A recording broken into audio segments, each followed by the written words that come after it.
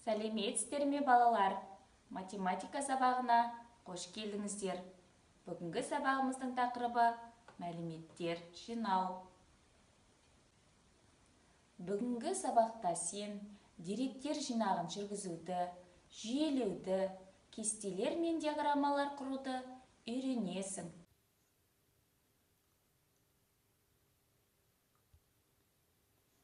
Балалар, мына бір суретке назар аударайықшы. Қандай жиын көріп тұрмыз? Дұрыс айтасыздар, жануарлар жиыны.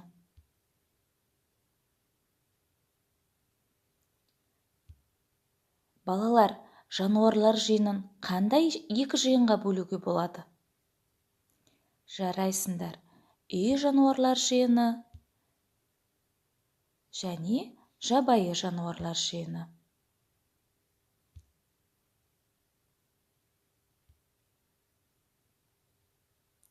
Олай болса, бүгінгі сабағымызда жануарлар туралы мәліметтер жинайтын боламыз.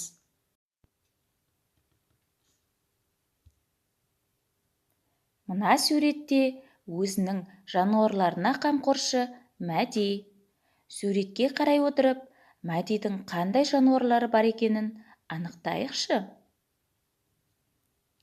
Жарайсыңдар балалар, Мәдидің жануарларының санын анықтай отырып, мәліметтерді былайша диаграммаға салуға болады. Мәдидің 2 бас қойы бар екен. 1 бас сиыры бар екен. 1 бас жылқысы бар екен. 1 бас ешкісі бар екен. Жарайсыңдар балалар. Балалар, мәліметтерді жазудың әртүрлі типтері бар. Схема, кесте, диаграмма түрінде. Диаграмма бұл схема. Ол сызықтар, бағандар, шеңбер және тағы басқа түрінде болуы мүмкін. Диаграммаларға мысалдар көрейік.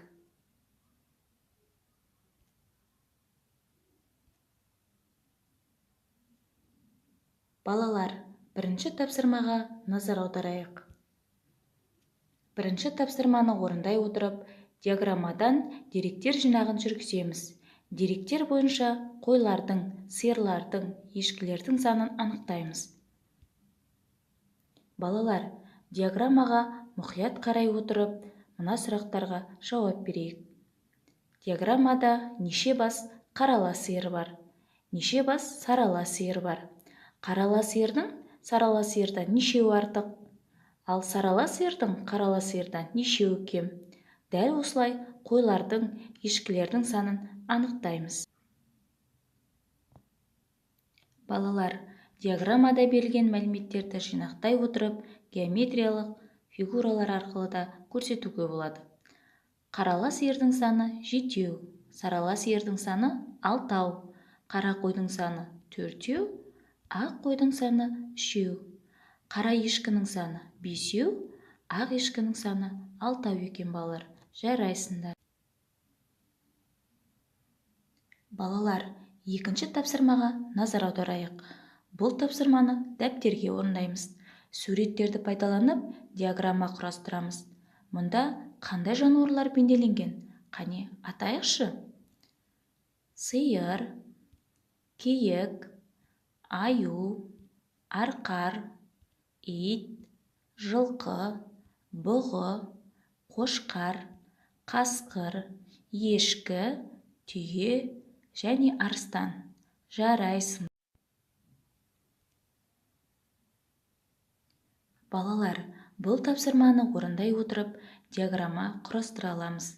Жануарларды саны бойынша салыстыра аламыз. Балалар, бізге диаграмма берілген. Оның бағандарына мүйізі бар үй жануарлары, мүйізі бар жабайы жануарлар, мүйізі жоқ үй жануарлары, мүйізі жоқ жабайы жануарларды орналастыруымыз қажет. Ал қане балалар, дәптерімізге диаграмма құрастырып жаза қояйық. Ендеше өзімізді тексеріп көрейік. Мүйізі бар үй жануарлары: сиыр, ешкі, қошқар. мүйізі бар жабайы жануарлар: бұғы, арқар, киік. Мүйізі жоқ үй жануарлары: жылқы, түйе, ит. Мүйізі жоқ жабайы жануарлар: арыстан, қасқыр, аю. Жарайсыңдар, балалар. Балалар, өзің тұратын өлкеде қандай жануарлар мекендейтінін білесің бе? Ендеше Маңғыстау өңірінде мекендейтін жануарлармен таныс болайық. Ол үшін мына бейнежазбаға назар аударайық. Балалар, үшінші тапсырмаға назар аударайық. Бұл тапсырманы орындау үшін екінші тапсырмадағы мәліметтер қажет болады. Берілген диаграммадағы баған тақырыптарын толықтыра отырып, Кэрролл диаграммасын құрастырамыз. Бұл тапсырманы орындау барысында мүйізді және мүйізсіз үй жануарларын, мүйізді және мүйізсіз жабайы жануарларды анықтаймыз, жануарлардың басқа да белгілері бойынша топтастырамыз. Балалар, екінші тапсырмадағы жануарларға қарай отырып, баған тақырыптарын қандай сөздермен толықтыруға болады? Қане ойланып көрейікші? Жарайсыздар, балалар. Мүйізді және мүйізсіз сөздермен толықтыруға болады. Ал енді, балалар, мүйізді үй жануарларын тауып көрейікші? Енді жабайы мүйізді жануарларды тауып көрейік. Мүйізсіз үй жануарларын тауып көрейік. Мүйізсіз жабайы жануарларды тауып көрейік. Мінекей, балалар, біз жануарларды осындай екі белгісі бойынша топтастырып, Кэрролл диаграммасын құрастырдық. Жарайсыңдар. Ал енді, балалар, осы жануарларды басқа да белгілері бойынша топтастырып, жиын жасау арқылы Эйлер-Вен диаграммасын құрастыруға болады. Ол 3 жиыннан тұрады. Бірінші жиын мүйізді жануарлар. Оларға сиыр, арқар, бұғы, ешкі, киік, қошқар жатады екен, балалар. Екінші жиын жылдам, яғни тез қозғалатын жануарларға ит, киік, жылқы, қасқыр, арыстан жатады. Үшінші жиын ұзын құйрықты жануарлар. Оларға сиыр, жылқы, қасқыр, ит, түйе, арыстан жатады, балалар. Енді осы 3 жиынның ортақ элементтерін анықтап көрейікші. Бірінші, мүйізді әрі жылдам жиынына тиісті ортақ элемент ол киік. Екінші, мүйізді әрі ұзын құйрықты жиынына тиісті элемент ол сиыр жануары. Үшінші, жылдам әрі ұзын құйрықты жиынына тиісті элементтер қасқыр, жылқы, ит, арыстан. Осы 3 жиынға ортақ элемент жоқ. Жарайсыңдар,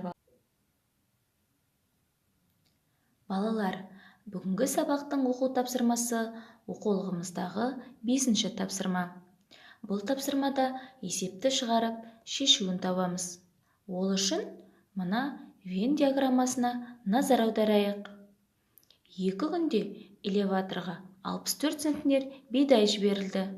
Бірінші күні 10 центнер бидай, қалғаны екінші күні жіберілді.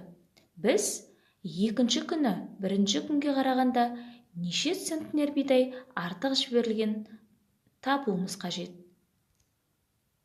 Есептің шарты түсінікті деп ойлаймын. Шешуін тауып, жауабын жазамыз. Ал сәттілік сіздерге, балалар. Ал, балалар, бүгінгі сабақ бойынша өз-өзімізді бағалап көрейік. Деректер жинағын жүргіздім.